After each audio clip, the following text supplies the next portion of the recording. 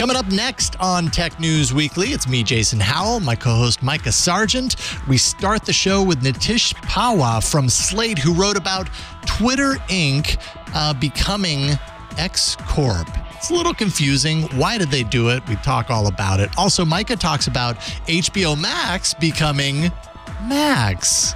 Everybody's changing their name, it seems like. It's in the air. Taylor Lorenz from the Washington Post spills the beans on Substack Notes. Its Twitter-like competitor. No, Substack did not change its name. And I talk about a report that shines a light on the environmental impacts of AI. All that more coming up next on Tech News Weekly.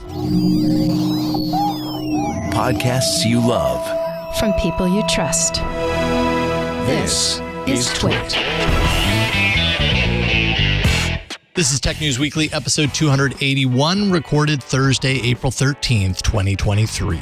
This episode of Tech News Weekly is brought to you by ACI Learning. ACI Learning amplifies expertise across industries that command higher pay. ACI Learning, transforming how companies train and technology professionals learn to fuel the modern workforce. For premium training in audit, IT, and cybersecurity readiness, visit go.acilearning.com/twit. And by Delete Me, reduce enterprise risk by removing employee personal data from online sources. Protect your employees and your organization from threats ranging from doxing and harassment to social engineering and ransomware by going to joindeleteme.com/TwitTV. And by Decisions. Don't let complexity block your company's growth. Decisions' no-code, rules-driven process automation software provides every tool needed to build custom workflows, empowering you to modernize legacy systems, ensure regulatory compliance, and renew the customer experience. Visit decisions.com/twit to learn how automating anything can change everything. Hello and welcome to Tech News Weekly, the show where every week we talk to and about the people making and breaking the tech news. I am one of your hosts, Mikah Sargent. I'm the other guy, Jason Howell, not Ann Pruitt this week. Not this time. Welcome back. Thank you. How was it? I mean, Costa Rica. I spent 2.5 weeks in Costa Rica. It was fantabulous. Good. Costa Rica is awesome. If you've never been, you got to go. It's a beautiful country, varied. You got your beach, you got your rainforest. The people are just amazing. You know, was there skiing though? Because isn't that your skiing? thing? Well, that was earlier. That was in the winter, not in Costa Rica. As far as I know, we don't. Maybe water skiing. Possibly. But I didn't even see that, to be honest. But anyways, it's good to be back. Thanks for covering for me, and thanks to Ann Pruitt for filling in for me on the episodes that he did. I couldn't do these things. You know, we can't take our vacations without help, and so I appreciate it. So, all right. Well, let's get into our first interview. Twitter is done. That's it. No longer exists. And I got your attention, didn't I? So you can still go to twitter.com. Don't worry. You can do all the things that Elon hasn't removed from the service to date, at least.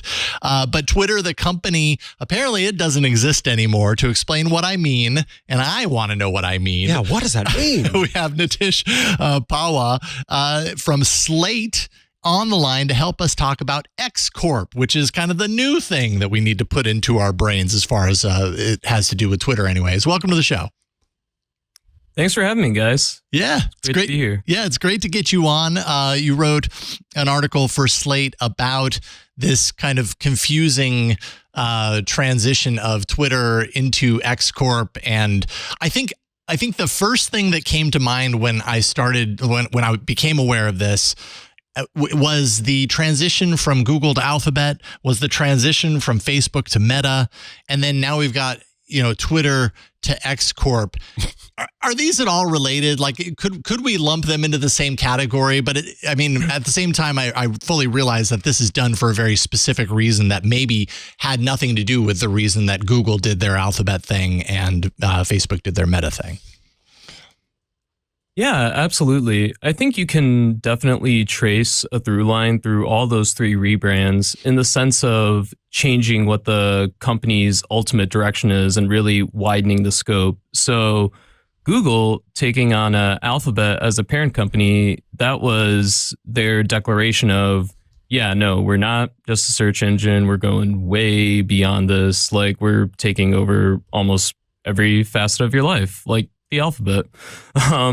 Then you had the same thing with Facebook and Meta, which obviously indicated their little metaverse gambit, which, more than a year later, maybe not the best move, but who's to say? And jury's still out on that one for sure. Yeah, definitely. And now with Twitter and X Corp, it's interesting. So X has been just a motif in Elon's life for decades now, but it seems like from just like little hints he's given here and there since his Twitter takeover, is that he wants X to be some sort of everything app, that meaning a sort of American equivalent to WeChat, which, combines everything with messaging, social networking, and all sorts of other functions, and get up to a user base like that which WeChat commands. And it may seem like that this switch from Twitter to X Corp is one step toward that. It's interesting. It's also, I should say, and your story does a good job of kind of walking through this, it begins with a lawsuit. So it's kind of like in my head, it's like, okay, on one hand, this makes sense if Elon wants to do what he has been talking about, which is this, kind of this super app thing. But then there's this lawsuit that kind of triggered some of this stuff initially. Are they like, they're not at all related, right? It's just like one happens to benefit from the fact that the other is occurring right now, this lawsuit. Tell us a little bit about the backstory on that. Yeah, totally. The lawsuit thing, is really more incidental than anything else. Like the X Corp thing does not seem to have come out as a result of this lawsuit. But to get into a little bit of what we're talking about, a few years back, Laura Loomer, the famous, very online, far-right figurehead, was banned from Twitter multiple times, but she sued when she was banned in 2019 for some particularly inflammatory tweets. And when she sued Twitter, it was still known as the company as we normally recognize it, Twitter Inc.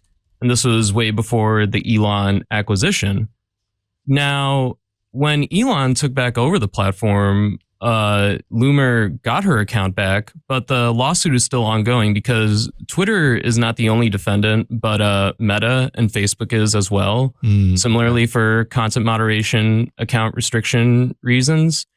And it just happened to be the case that my colleague, Mark Joseph Stern, found that Twitter, at least as we know it, had registered a new filing in this particular lawsuit saying that Twitter Inc. could really no longer be a defendant in the suit, as it were, because Twitter Inc. does not exist anymore.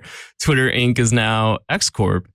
And it turns out, around the same time that filing appeared in the Loomer lawsuit, a similar filing popped up in a different lawsuit from down in Florida from some company called Don't Tread on Me. I only found out about this after our reporting, so that was interesting to me. But Twitter is engaged in a lot of other lawsuits right now. There's the lawsuit against India that's been going on a while.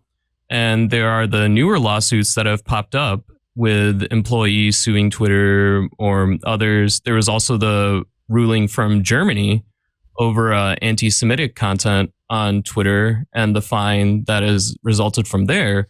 And I think in all these cases, we, at least court watchers, are going to be seeing more filings from Twitter clarifying that it's no longer Twitter, it's X Corp. All this has to be litigated as X Corp from here on out. Right. It's not a matter of absolving Twitter or like, hey, we found the loophole. We no longer have to be held responsible for anything because we're not Twitter anymore.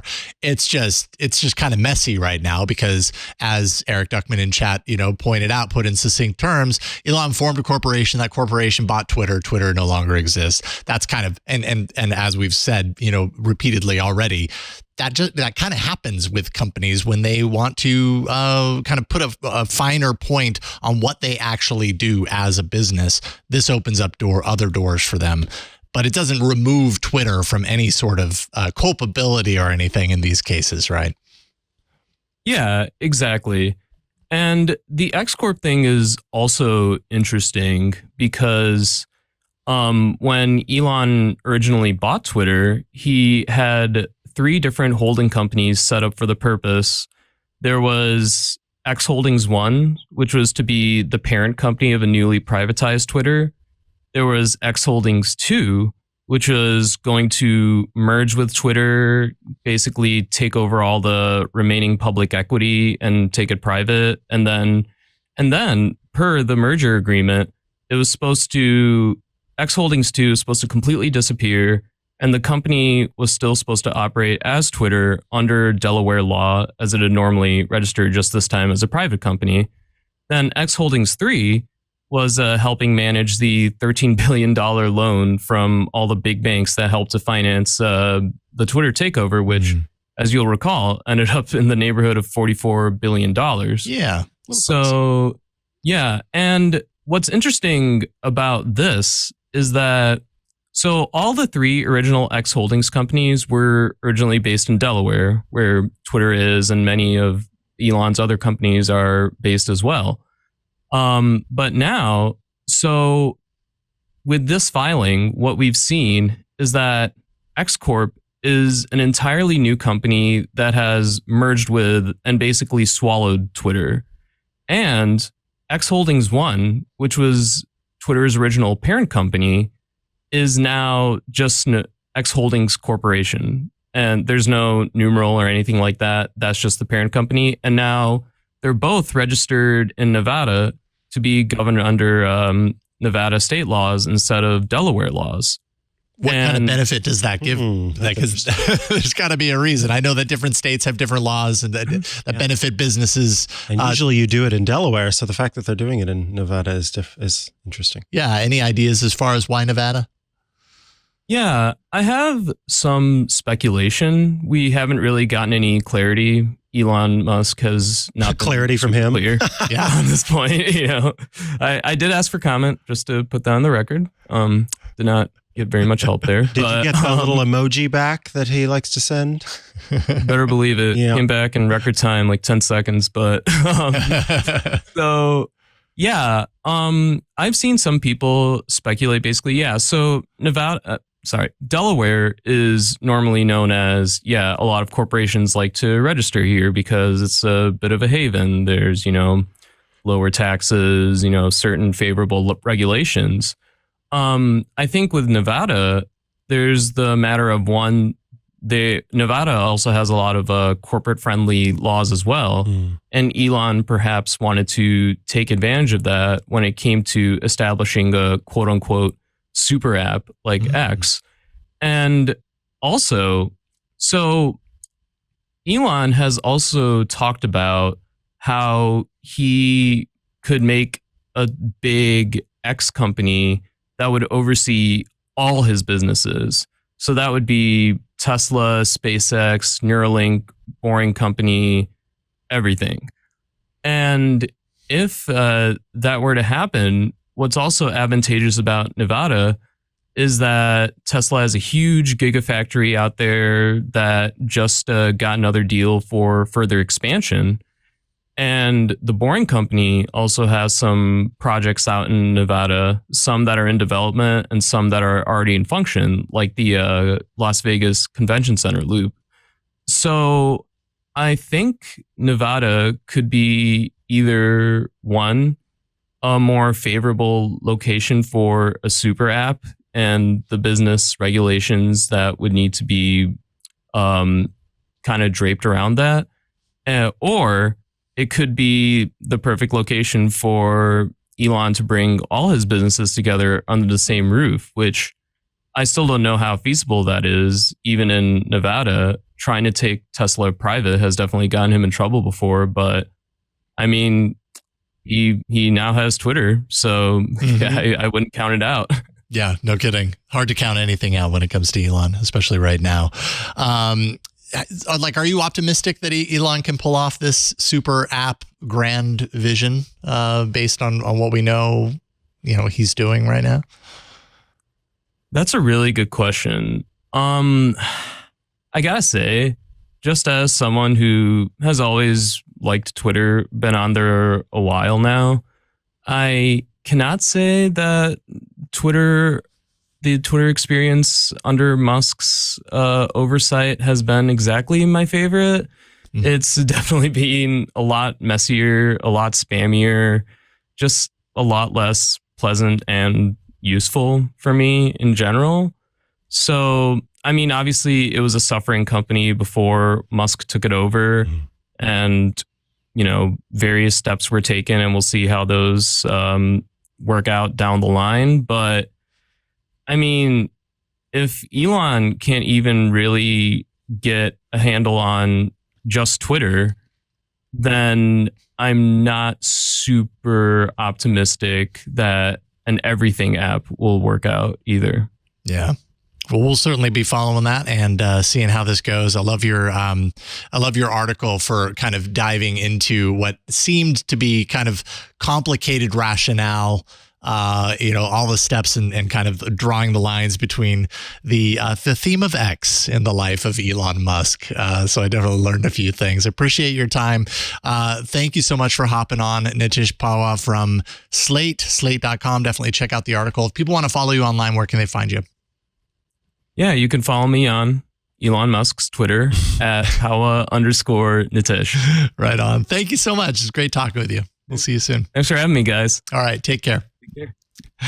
All right, coming up, Max, sans the HBO. We'll talk a little bit about that. But first, this episode of Tech News Weekly is brought to you by ACI Learning. For the last decade, our partners at IT Pro have brought you engaging and entertaining IT training so you can level up your career, level up your organization even. Well, now IT Pro is part of ACI Learning. With IT Pro, ACI Learning is expanding its reach and production capabilities. This offers you the learning content that you need at any stage in your development. It's pretty awesome what they're doing. One of the most widely recognized beginner certifications is the CompTIA A+ certification. CompTIA courses with IT Pro from ACI Learning make it easy to go from daydreaming about that career in IT to actually launching it. So earning certificates, that really opens the doors for most entry-level IT positions. It supplies potential promotions for those already in the field. They're just really important. Tech is the one industry where opportunities outpace growth, especially when you're talking about something like cybersecurity. The demand for talent, super strong, remains strong as technology continues to be a field that requires expertise. It commands higher pay, as we all know. About 1/3 of information security jobs require a cybersecurity certification. That's compared to 23% of all IT jobs. While organizations are hungry for cybersecurity talent, the cyber skills gap is actually growing daily. The average salary for cybersecurity specialists is $116,000. ACI Learning's information security analyst and cybersecurity specialist programs can get you certified so you can get in the door. ACI Learning offers multiple cybersecurity training programs that can actually prepare you to enter or advance within this amazing industry that's just on fire right now. CISSP, Certified Ethical Hacker, Certified Network Defender, Cybersecurity Audit School, Cybersecurity Frameworks. They all offer the most popular cybersecurity certifications. Now, how you learn matters as well, right? ACI Learning offers fully customizable training for all types of learners. So whether, you prefer in-person, on-demand, remote, you can take your learning beyond the classroom and really get involved with it. You can explore everything that ACI Learning offers beyond just watching, the streams, watching the videos. This is IT Pro. This is Audit Pro. Practice Labs. You get learning hubs. You get their partnership program. For teams of 2 to 1,000, volume discounts start at just 5 seats. And you can ask about a free 2-week trial for training your entire team.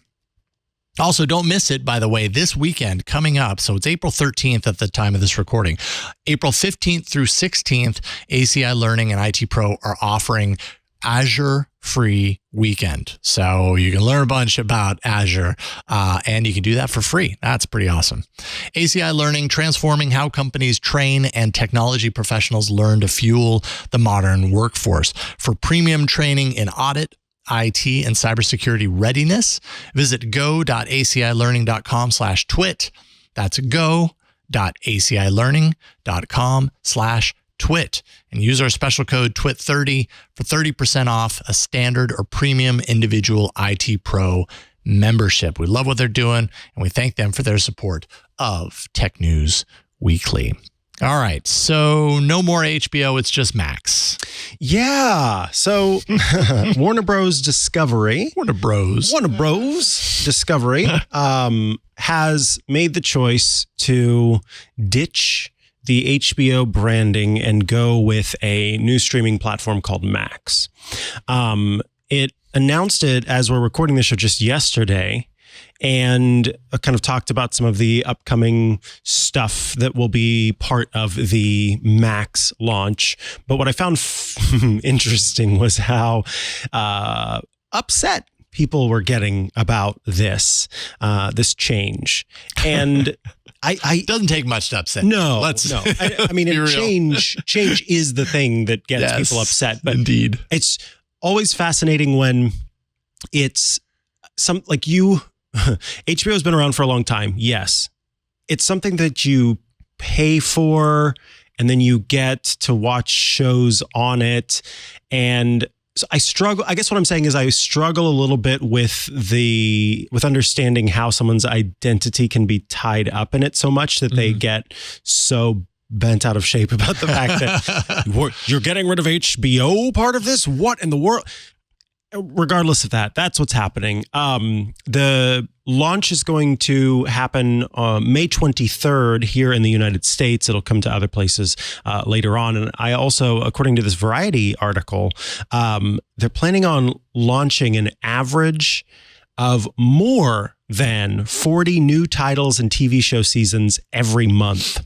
Wow. That's a lot, right? That is. I wonder how that compares to like Netflix, because Netflix in its heyday, and I think we're kind of beyond the Netflix heyday at this point, that felt like a reality. Yeah. There was so much streaming into there, and so much of it was internally produced. It wasn't just, third-party content that they got licensed for, and it got confusing. Like at a certain point, it was just too overwhelming. What's new, what's not, what's theirs, what's not, what's still available, what's been taken off, that kind of thing. They've definitely slowed down some, but there's still new content appearing there all the time. Sure. And that does kind of seem to be what HBO Max is doing, what Max is planning on doing. Along with this change is going to be some changes in sort of the pricing and tier structure. So I want to go over this. There are going to be 3 tiers, an ad light, an ad free, and an ultimate ad free. The ad light plan, of course, is going to cost the least amount of money at $9.99 a month or $100 a year. You can have 2 people streaming at the same time.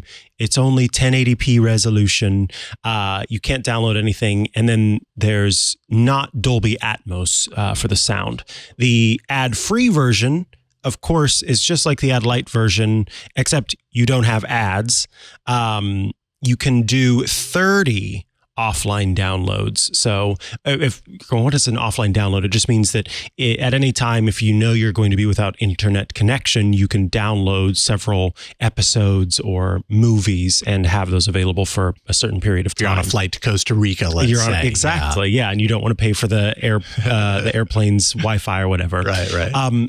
That'll bring it up to $15.99 or $150 a year. And then the ultimate ad-free plan, of course, has ad-free content, 4 concurrent streams, and that's the only one that features the 4K content with Dolby Atmos. So the pricing structure is interesting. Along with Warner Brothers Discovery making the change in January to actually bring up the price of HBO Max at the time for the plan that didn't have ads. If you were on the ad-supported plan, it was fine. I am a little curious because I believe right now I get HBO Max through my AT&T, that's my phone plan. And as part of it, they offer HBO Max. So I'm curious how that is going to change, if it is going to change. So I'll be keeping an eye out for that.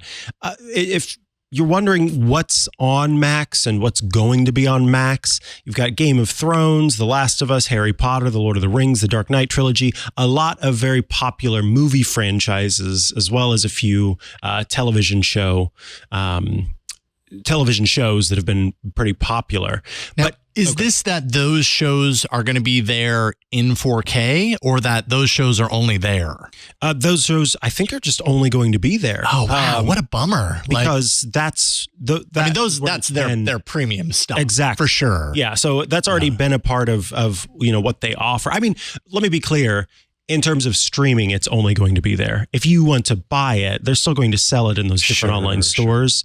But as far as, hey, anytime I want to watch The Two Towers, I would need to have this plan. And it does say that it's going to continue to add more 4K content, and will even try to do some theatrical releases.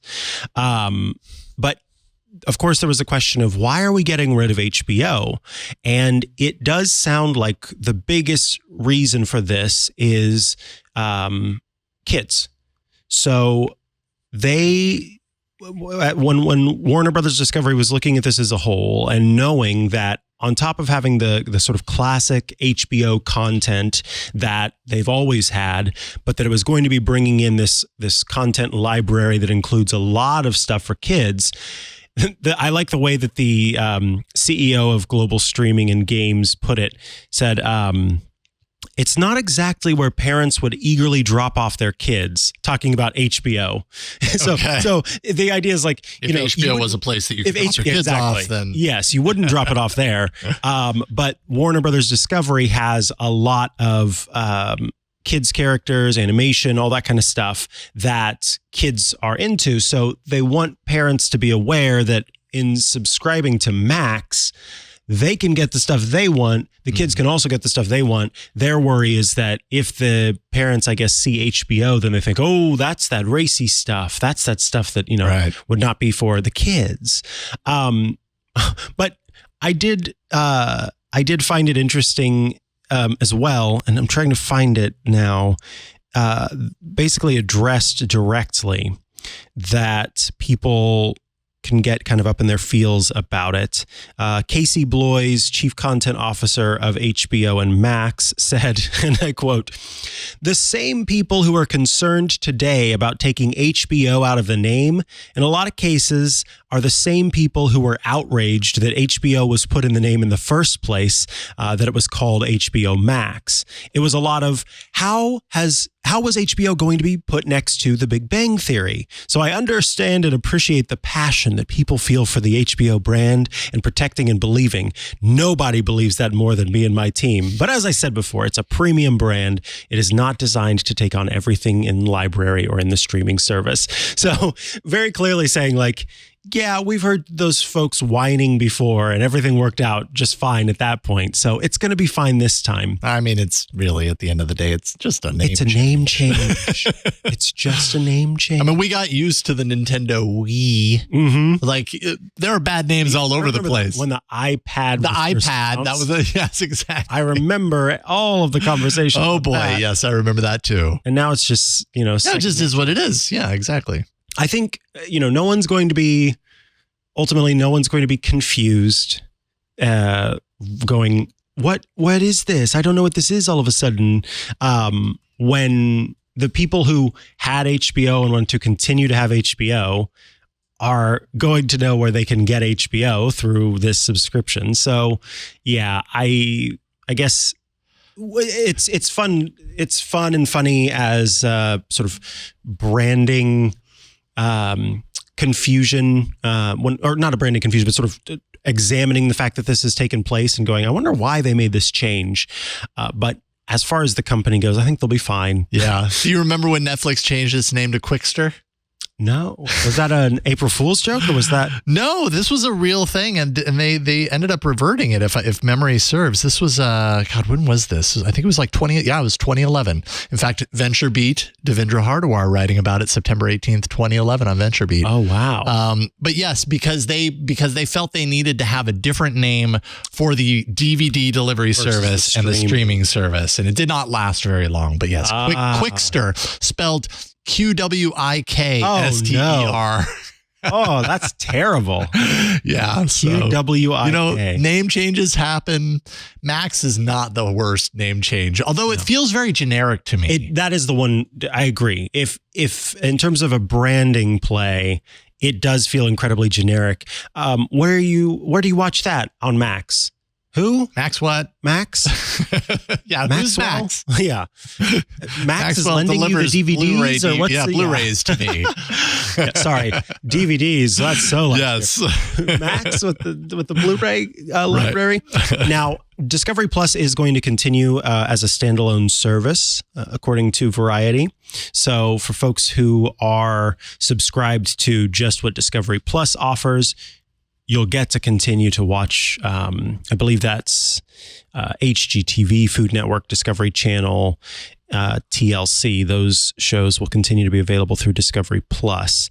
So you don't have to worry about, in the sort of attempt to merge a lot of the content together, they're not going to drop that less expensive subscription because Discovery Plus is just $6.99 a month without ads, $4.99 a month with ads.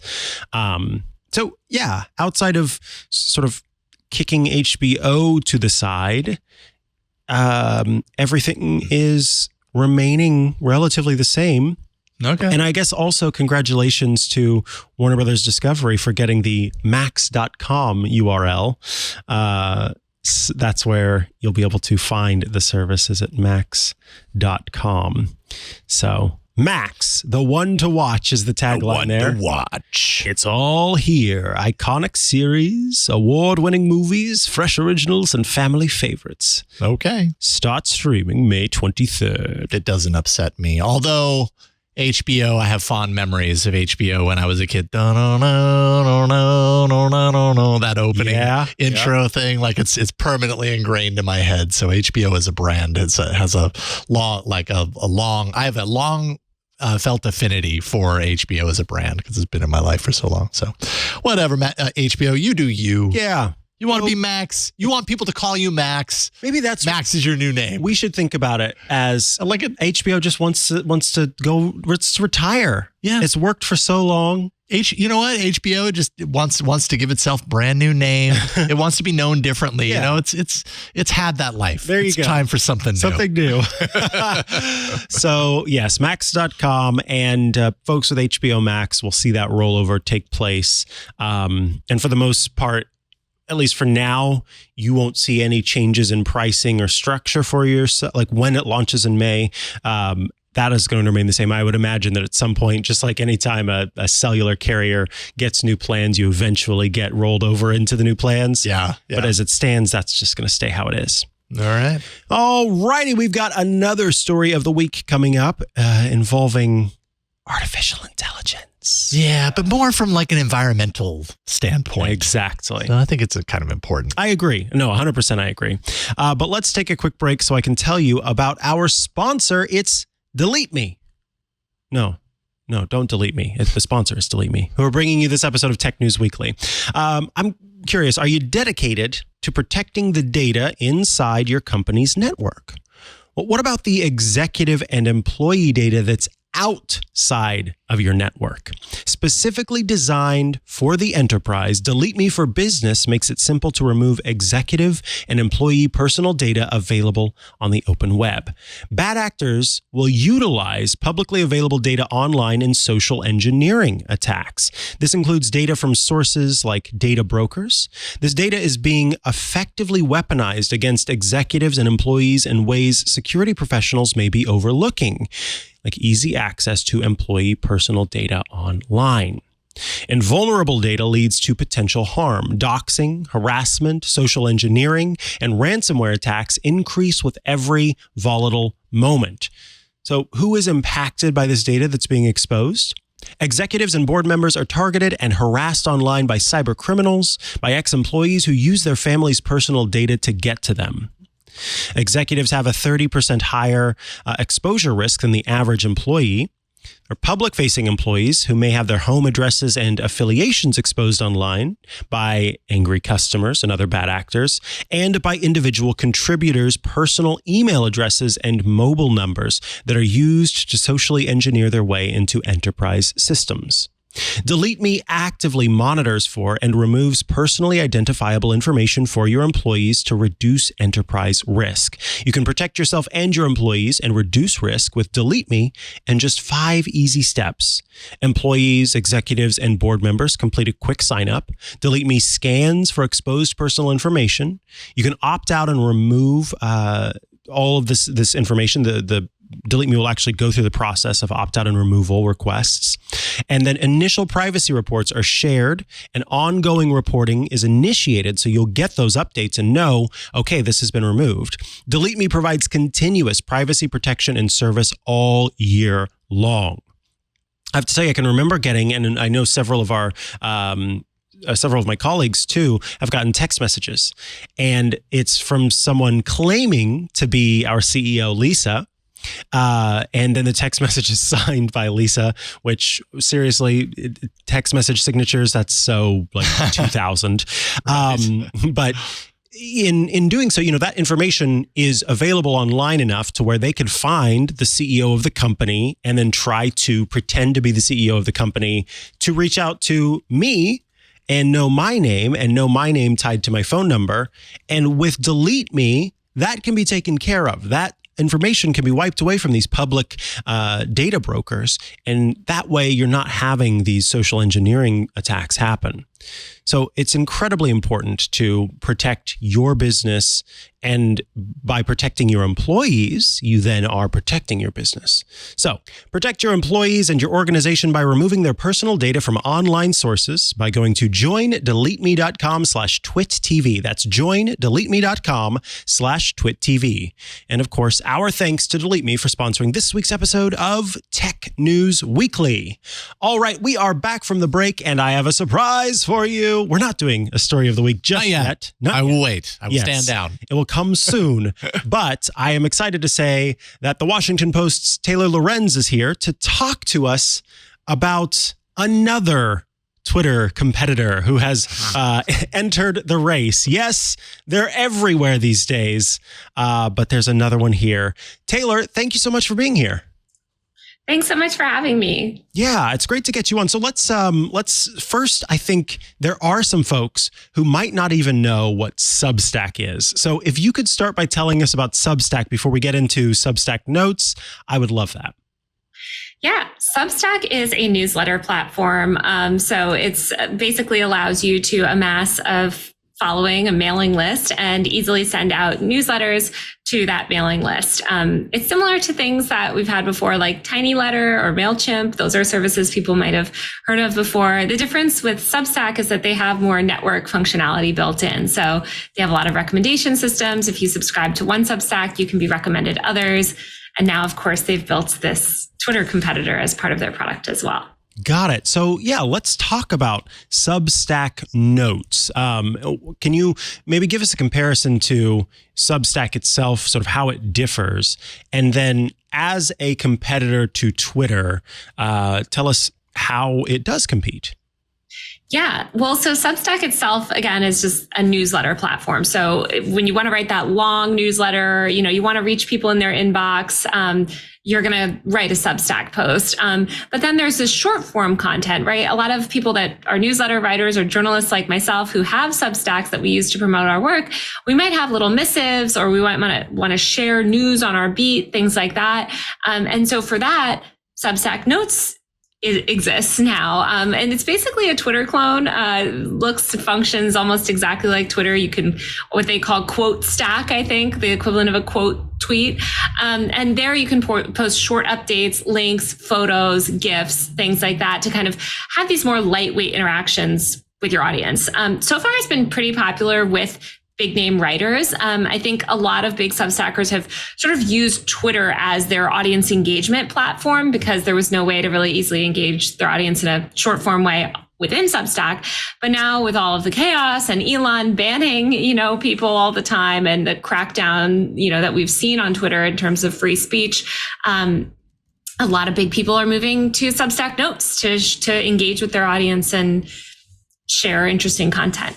So the one thing about sort of Twitter or Mastodon or any of these other social media networks that exist in this particular short missive space is that anyone can go on and create an account, join the platform, post their own GIFs, post their own text, etc.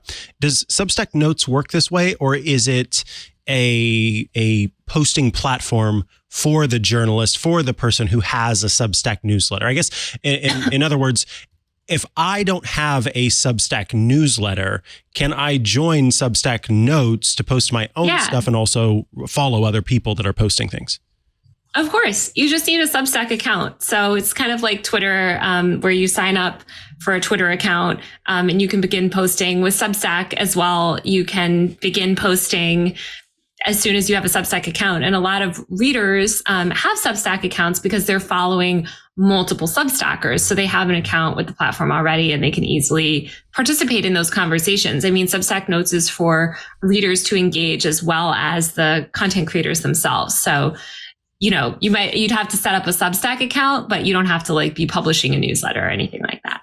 Okay, that's good to know. Now, there was some interesting controversy, which, surprise if Twitter's involved, where when Substack announced Substack Notes on April 5th, something happened at Twitter where you weren't able to find content through search. Tell us a little bit about what happened after Substack announced Substack Notes, or maybe even a little bit leading up to that announcement. Yeah. So Substack announces Substack Notes. They say, hey, look, we're coming up with this. I don't think they framed it as a Twitter competitor. They just, even though it obviously is, but they just said, we have this new way to engage our audience, build on our product, et cetera, et cetera. Of course, that did not sit well with Elon, who got extremely upset and banned.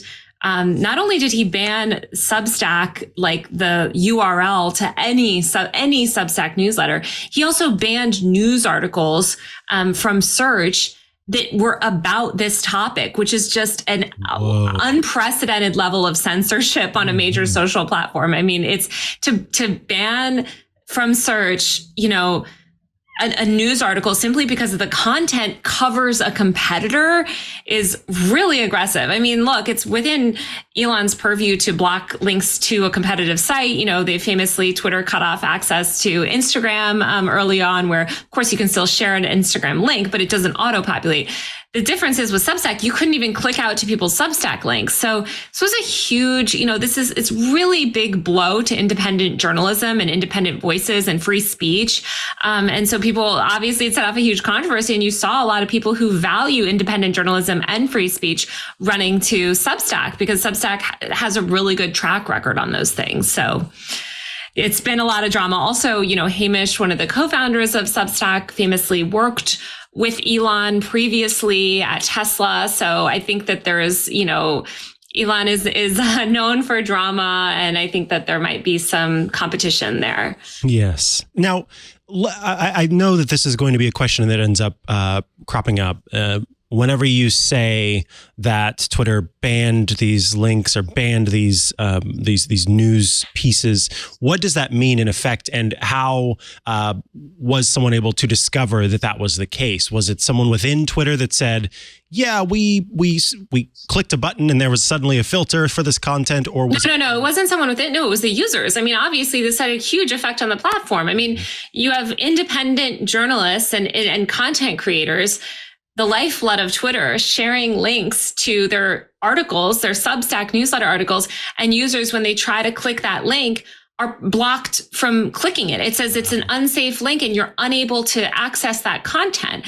And then, with our article, my article, I wrote about Substack Notes and had my article, blocked, where you could put the link. Normally you can put a link and search for it in Twitter, and find it. And when you tried to link search it because of the content, because the article was about Substack, it was blocked from search. There was no way to find that link anywhere through search. And actually, even if you search the word Substack, you were blocked from seeing the results that were, for Substack. You were instead directed to a separate search term for newsletter, and Substack was blocked from those search results. So in multiple different ways, this is censoring. And it's really, as a journalist, I think any journalist, we rely so much on, free speech and the ability to share our work on Twitter. It was shocking, especially because so many of us use Substack to promote our work and to expand on our articles and, have debate. And you've seen a lot of big name journalists, such as Casey Newton from The Verge, for instance, that have left mainstream media companies to become independent through Substack. And now their work is completely, cut off. Yes. Now, going down that route, and talking about journalists who have used Substack as a means of promoting their work and are using notes, you did speak to some folks who sort of had some thoughts about where notes was going to fit in for them. Could you talk a little bit about what their plans are for Substack Notes, and if you're seeing many folks sort of view the platform as a means of replacing Twitter or as a supplement to Twitter, or maybe even going, you know what, this is not going to be something that I'm using? Yeah. I think a lot of people are abandoning Twitter. Famously, Matt Taibbi, who previously was basically doing PR for Elon and now, has abandoned the platform and there's bad blood. I think Substack Notes for now is a supplement to Twitter. I think Twitter, the value of Twitter, I love this tweet by Joe Weisenthal at Bloomberg. He recently said, until you can tweet in an airline or, get a refund or something from on another platform, like Twitter is still the default. Basically, I'm butchering it so badly, but the point is that there's this network effect, and there's no other social platform that every major government agency, every big brand and big media company has a presence on.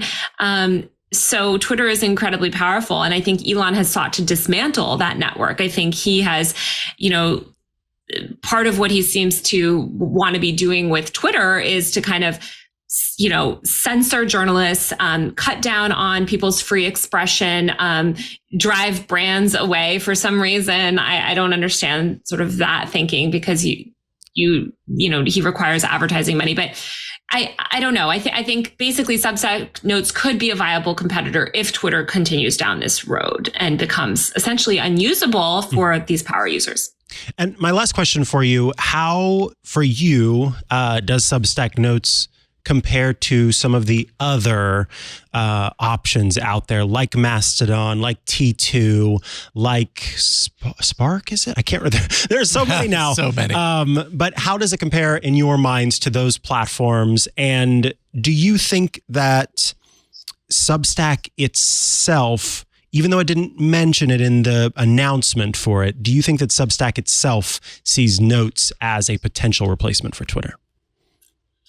Well, I think Substack would love if Notes became a, replacement for Twitter. It goes back to exactly what I was saying about the network effect. Like it's not just the functionality of Twitter, right? Like there's all these, Truth Social, famously Gab, right? Like these have the same functionality as Twitter, but they don't have the user network. And that's what's really valuable, is the fact that every government, agency, every, all these notable people, that took a really long time to build. And you have to remember, Twitter emerged in this time where people were really optimistic about social media, and they wanted to be, in conversation with followers and the public and feedback and stuff. I think if a new social platform launches today, as we've seen with Notes, T2, all these things, it's going to be a huge uphill battle. I think now we're seeing these legacy institutions retreat. They do not want to hear feedback from the public. They're trying to make themselves as least available as possible online. So I think it's going to be really hard to recruit people to something like that. I think it seems like people are splintering, right? Substack might be a place for journalists and intellectual debate, things like that. And some of these other platforms might be good for, I know Mastodon has a strong tech and open source community. So I think we might see a fracturing. I don't know that one will emerge as the true replacement. Understood. Well, Taylor Lorenz, I want to thank you so much for your time today, for joining us. Of course, folks can head over to the Washington Post to read some of your work. Where else should folks go to find the work that you're doing, including your Substack? Yes, I was about to say taylorlorenz.substack.com. I have a book out this fall called Extremely Online. It's available for pre-order. You can find that on my Substack, find the link. So yeah, find me online on I'm Taylor Lorenz on every other platform. Awesome. Thank you so much. I will definitely be pre-ordering that book, and we appreciate you for joining us today. Thanks for having me. Thank you, Taylor. Appreciate it. All right. Coming up, my story of the week. We talked about it earlier. It's going to come up next after a short break. We're going to talk about the environmental footprint of artificial intelligence. I think it's an important conversation. So that's coming up. But first, this episode of Tech News Weekly is brought to you by Decisions. Decisions gives IT and business experts the tools to automate anything in your company, all within one no-code platform. No code to deal with. It's awesome. Decisions is proven to fix any business process and prepare you to withstand economic uncertainty. Recession resilience, it requires a deliberate management of resources and the flexibility to adapt at a moment's notice. The Decisions no-code environment makes it easy for your team to collaborate to build and adjust workflows, dynamic forms, decisioning processes that fit your unique and ever-changing business needs. And it's especially important with today's IT talent shortage, right? We want to be more effective with what we have. And so automation can help that. Decisions process automation software is a complete toolkit. It allows developers and business users alike to build applications and automations with no code required. Their no-code platform is powerful. It includes robust rules and workflow engines and a host of pre-built integrations so that you're not starting from square one, that connect to any legacy system via API, all within a simple drag and drop visual interface design. Really easy to understand. It can be deployed on-prem or in the cloud. It's not very long ago that we experienced the pandemic and everything related to that. And companies were actually caught pretty flat-footed when that all began, right? But Decisions customers were fully equipped to respond. One of the country's largest private banks built an entire PPP loan application process for small businesses affected by COVID-19. All it took them was just 2 days. They were the first to market. They issued $1 billion in loans before their competitors even got started. Pretty amazing. Decisions lets you customize workflows to automate the small decisions, producing faster results with greater accuracy. That allows your team to focus on the really important decisions. Scale your business to better serve your customers while reducing operational costs and saving your team valuable time. Here's just one great example of how Decisions automation software can help. Otis Elevator. They implemented Decisions to run daily pulse checks across their 2 million units, their 2 million elevators, operating globally. By finding potential problems before they occur, they avoid downtime. They manage their service technicians more efficiently as a result. If you happen to be riding in an Otis elevator, you can rest assured you're going to arrive safely to your destination. So we've got this recession. Seems like it's approaching, right? We're still kind of monitoring things. Things don't feel very solid at the moment. The durability of a business's foundation will directly impact how its performance and ability, is how it's capable of surviving this. How strong is your foundation? Super important to ask yourself. Decisions can help. Decisions automation platform provides the solution to any business challenge, automating anything and changing everything to improve your company's speed to market.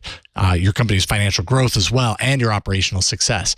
They help industry leaders alleviate bottlenecks and automate pain points in their business so you can do what you do best and change the world. To learn more about Decision's no-code automation platform and scope your free proof of concept, all you got to do is visit decisions.com/twit. That's decisions.com/twit. And we thank them for their support of Tech News Weekly. All right, large language models, they're neat and all. Don't get me wrong. I'm following them. Even while I was away, I was still kind of like reading some articles on AI because the news just doesn't slow down, especially when it has to do with AI. But they're also very energy intensive. And there's this new research that points to just how energy intensive they actually are, because at the heart of it all are these massive data centers, right? They all need to be cooled, very warm rooms, many, many machines. How do you cool them, and how do you do it responsibly? Well, researchers from the University of Colorado, Riverside, and the University of Texas, Arlington are behind this research report that's called Making AI Less Thirsty. And the report found that a ChatGPT conversation was roughly equivalent to pouring a large bottle of water on the ground. If you had to put it into terms, basically open that bottle of water, pour it out on the ground, that's your conversation. That's your one conversation with ChatGPT. To train GPT-3, the amount of clear fresh water needed is the same as that needed to fill a nuclear reactor's cooling tower. And now I should also specify these are estimations, of course. OpenAI has not released the normal training time, so there's no exact sense of the amount of time required to train for GPT-3. So in order to do the report, they had to do some estimations. What they found is when they looked to Microsoft, which had said that its latest supercomputer has 10,000 graphic cards, more than 285,000 processor cores. That gave them kind of a place to start in figuring out the scale of these things, of these kinds of operations throughout these data centers. Though this would also assume that training happens in Microsoft's US data center, right? Right. And Microsoft's probably more efficient than, I'm guessing, what OpenAI has at this point. Microsoft's been doing this for a heck of a lot longer, probably has their systems refined greatly by comparison. So that kind of points to OpenAI probably being up to 3 times higher water consumption by comparison, potentially. Right? It's all kind of a guess, but this is what the report was all about. And then, of course, as that system gets bigger, it gets better, more powerful, these demands increase even further. So that's kind of where we're at. I mean, the need of fresh water to cool data centers, this is nothing new, right? Like, data centers are a thing.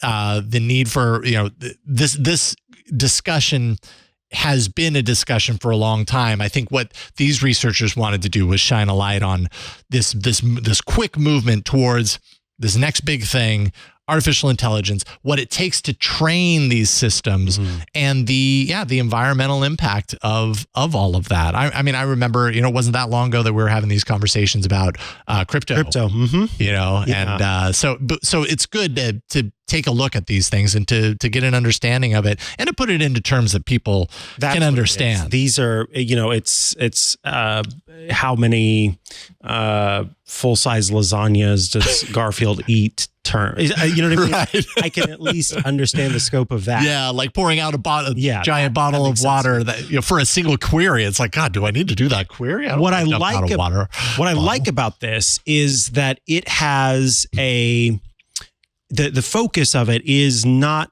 necessarily on the individual, and that it is on. This is the kind of research that I think is important, is when we focus more on the corporation side of things, because there a lot of people, they recycle, they try to be sustainable, this, that, and the other. And what all of the numbers show is that individual responsibility makes such a little impact, because businesses and corporations continue to skirt the rules, or not skirt the rules because they're following the rules, but to the letter of the rule. Right. And that is where the impact needs to happen. That is where take as little responsibility as they really need to, and put that responsibility on the end user as a result. And that is, we've seen that's not going to make a difference. And the science continue, or the numbers continue to show that does not make a difference. And so not enough of a difference. And so it's important that we do have this focus. I think, because I don't understand everything that goes into sort of water processing, but I was thinking about how when a company, so I know that the big issue at one point with the drought that has been long time drought in California was that the water bottlers were taking water from sort of California's system and then shipping it to other places because they sell water. And so the water was quite literally leaving the state, and that is an issue. But if a person is taking a shower or washing or watering their plants, well, watering their plants is a little bit different, but let's go taking a shower. It is showering, and then it is going into the drain, and then it is going back into the water system to be recycled again. So that is one aspect. The water cycle is actually working as it's intended, versus in the case of the bottlers where they're taking it out of the state. And I guess what I'm saying is I'm appreciative of the focus here, because I think that it's being put in the right place. And then, as you said, sort of trying to understand that impact. Because just yesterday on Windows Weekly, Paul Thurrott was talking about how Microsoft was working on making Xboxes, or has been for some time, worked on making Xboxes more energy efficient, and how there was this whole sort of low power mode and this and that and the other. And again, then it was sort of individual responsibility that doesn't make that big of an impact. But there was a way for the corporation to sort of get the best of both worlds in introducing an active hours aspect. So during the hours of, depending on when you play, let's say you get home from work and you play till it's time to go to bed, which that's a lot of play, but we'll just say 6 p.m. to 10 p.m. Those are your active hours where you're most likely playing the Xbox. During those hours, the Xbox is running at full capacity, but then overnight it can go into like full hibernation mode, and then that saves energy, and it does that at a global scale because all of the Xboxes that are plugged in and working can make use of that feature. Apple has done this now in regions that support it. There's a charging functionality where it does its best to not take a charge until it is a period of time where the grid is running on sustainable energy. And so it uses a bunch of information, all these databases that have an understanding of the power structure in the surrounding area. And then when the hours are such that part of the grid is being powered through those sustainable resources, that's when it will charge your device. And so those are changes that the corporation can make that in effect are resulting in individual users getting to also participate in making that change. And I like when it could both come together. But yeah, I don't know if it doesn't make me a terrible person if I'm using ChatGPT, as long as I'm not taking that bottle of water at the same time and also dumping it out. Yeah, I don't know. Twice as much water. Twice as much water. I mean, they do point out that at least this article on Gizmodo pointed out. I'm not sure if it's part of the report itself, but some municipalities, kind of similar to what you're talking about, encourage off-hour usage of things like dishwashers, and so how do you translate that into something like this? Well, if training an AI is so intensive and requires so much, the kind of the amount of water to cool based on those operations happening, if that can be moved, and that's not something that has to happen immediately, right? Like there could be off peak hours, right, where things like that are ran to kind of offset. things a little bit, but again, it goes back to putting the responsibility in the hands of the companies that are behind kind of creating these systems and not then just like pawning it off onto the user.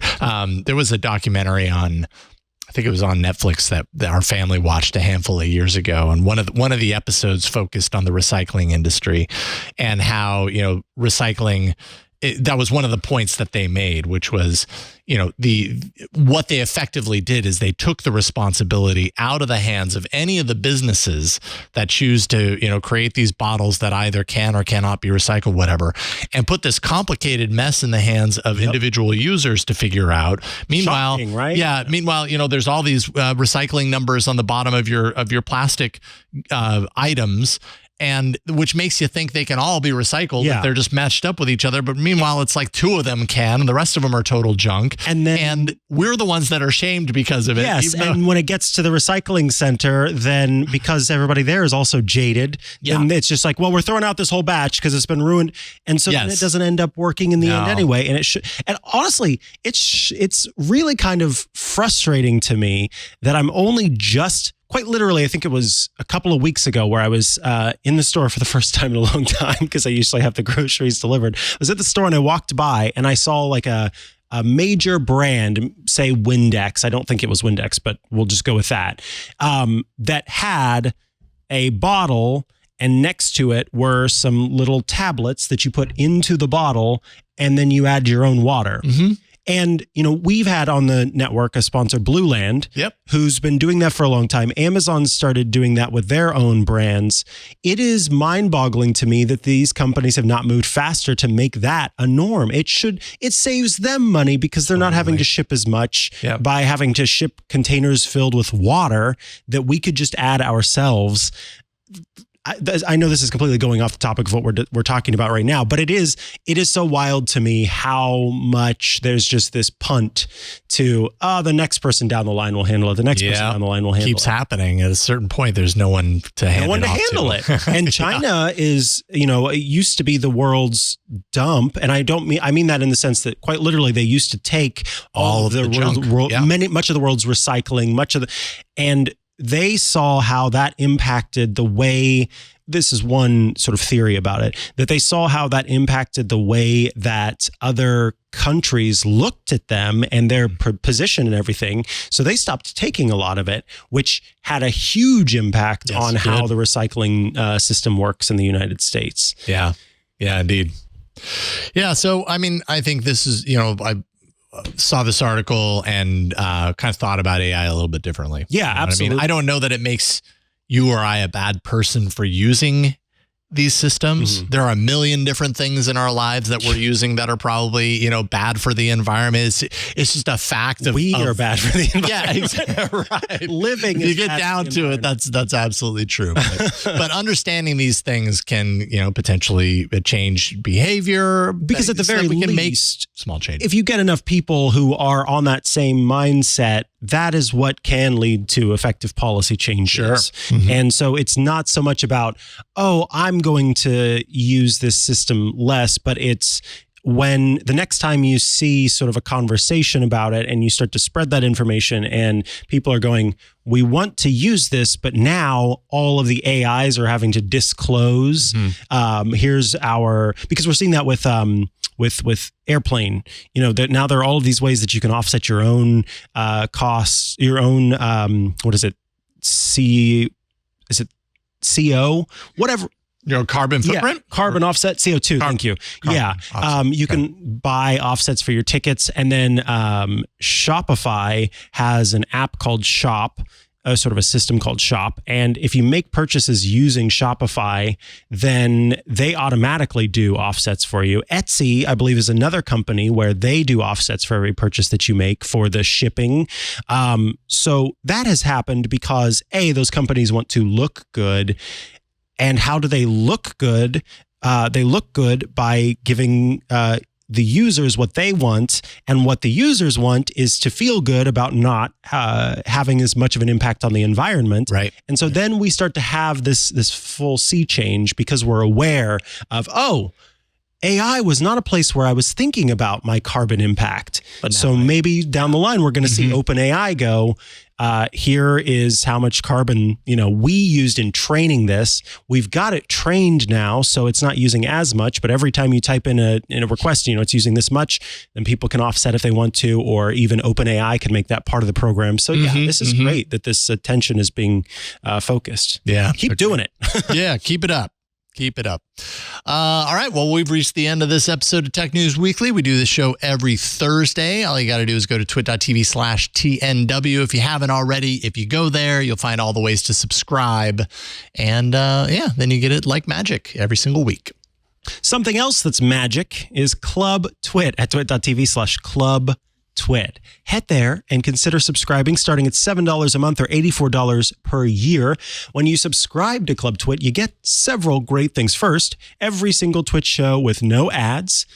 It's all of the content, none of the ads, because you, in effect, become the supporter, the sponsor of the show.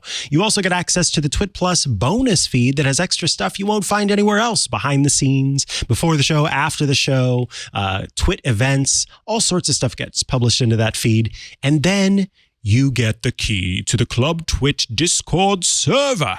You can join the club and chat with your fellow Club Twit members and also those of us here at Twit. It's a fun place to hang out, share animated images, and share links and all sorts of stuff. Get your questions answered in many cases. So much fun at twit.tv/clubtwit. On top of that, you also are going to get some great shows. There's the Untitled Linux Show, which is, as you might imagine, a show all about Linux for all of you Linux lovers out there. You also get access to the Hands-on Windows program. That is Paul Thurrott's show, where he covers Windows tips, tricks, and everything else. And I'm really looking forward to some episodes that will make their way down the pipeline regarding registry editing. So for those of you who like to really get behind the scenes and make changes to your Windows machine, I know that's somewhere in the pipeline. You also get access to Hands-on Mac. That is my show. It's a short format show with tips and tricks for all of your devices. So right now I'm doing a series with Mac OS for text. What am I trying to say? Keyboard shortcuts is the phrase. So it's all sorts of text editing changes, text replacement, and every little keyboard shortcut you might want to use that you may not have heard about.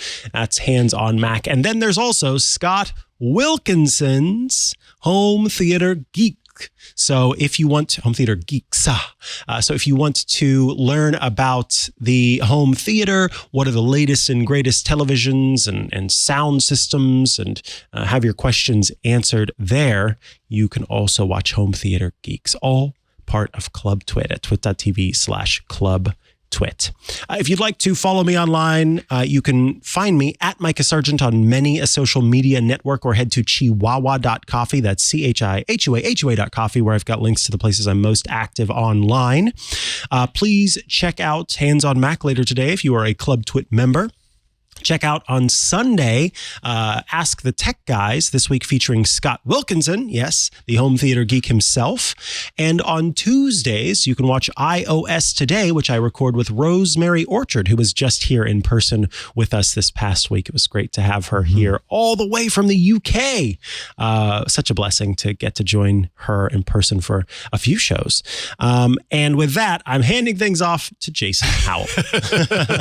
Let me see if I can remember, because it was very disconnected to social while I was gone. At Jason Howell on Twitter, twit.social/@JasonHowell on Mastodon. And that's really it. But you're not going to see a whole lot of activity because I just have not been very active. I still got to get myself out of vacation brain. I'm working on that. You can find me on All About Android every Tuesday, twit.tv/AAA.